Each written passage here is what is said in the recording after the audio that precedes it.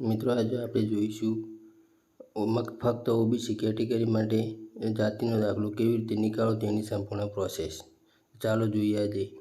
અમારી ગુજરાતી ચેનલને શેર કરો, સબસ્ક્રાઈબ કરો અને કમેન્ટ કરો.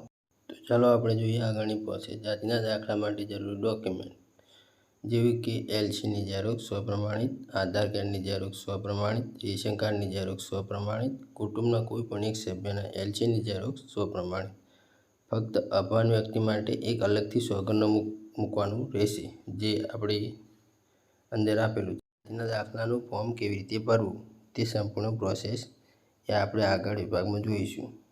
તો મિત્રો આપ જોઈ શકો છો આપણી સ્ક્રીન ઉપર જાતિના દાખલા માટેનું ઓબીસી માટેનું ફોર્મ જે કેવી રીતે ભરવું તે બતાવેલ છે. પાસપોર્ટ સાઇઝનો ફોટો તે ફરજિયાત નથી, આપણે જોડે હોય તો લગાવવાનો, ના હોય તો નહીં લગાવવાનો. સૌથી પહેલાં મિત્રો જોઈએ આપણે અરજદારનું પૂરું નામ, જે એલસી પ્રમાણે પૂરું નામ લખવું, વાલીનું પૂરું નામ, બરાબર. પછી ગામનું નામ, તાલુકો, જિલ્લો અને તારીખ લખવી. પછી અહીંયા આપણે લખવાનું છે જિલ્લો એ તાલુકો જે આવતું હોય લખવાનો, બરાબર.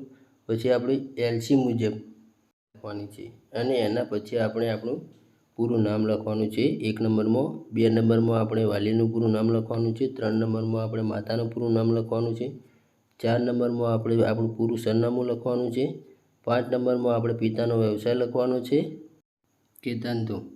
એના પછી આપણે લખવાનું છે કે આપણા કુટુંબમાં કોઈને ખેતી છે કે નહીં, હા કે ના લખવાનું છે. પછી આપણે આવક લખવાની છે, બરાબર, આપણા પિતાની આવક લખવાની છે. પછી આપણે પૂરું સરનામું લખવાનું છે આપણા વતનનું. પછી નીચે અને પછી આપણે 8 નંબરમાં આપણું પૂરું સરનામું લખવાનું છે, ગામ, તાલુકો, જિલ્લો અને રાજ્ય. અને પછી 9 નંબરમાં આપણે પેટા જ્ઞાતિ એલસી મુજબ જ્ઞાતિ લખવાની છે.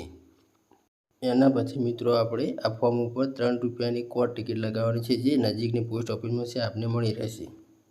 એના પછી આપણે જોઈએ સેકન્ડ નંબરનું પેજ. તેમાં આપણે ઉપર દર્શાવેલ કોઈ પણ એકમાં રાઇટ કરવાનું છે, ખરાનું નિશાન કરવાનું છે.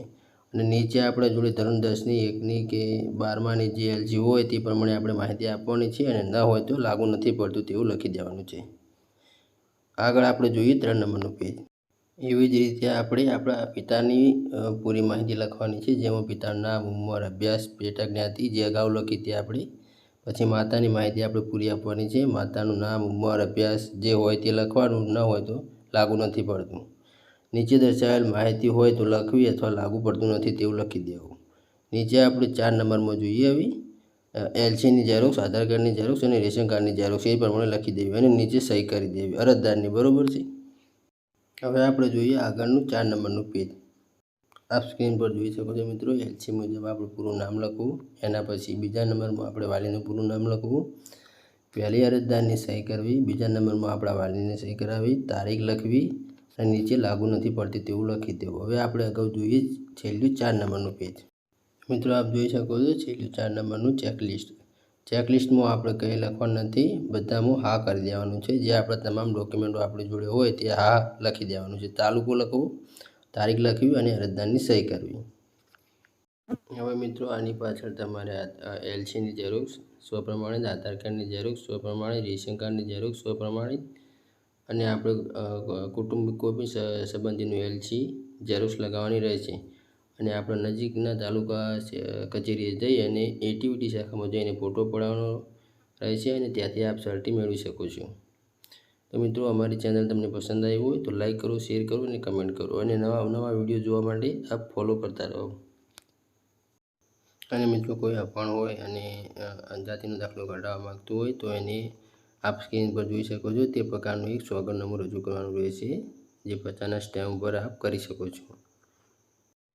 તો સોગંદનામું કરનાર અરજદારનું પૂરું નામ લખવાનું છે, ઉંમર, વ્યવસાય, ધંધો, ગામ લખવાનું છે, તાલુકો અને જિલ્લો.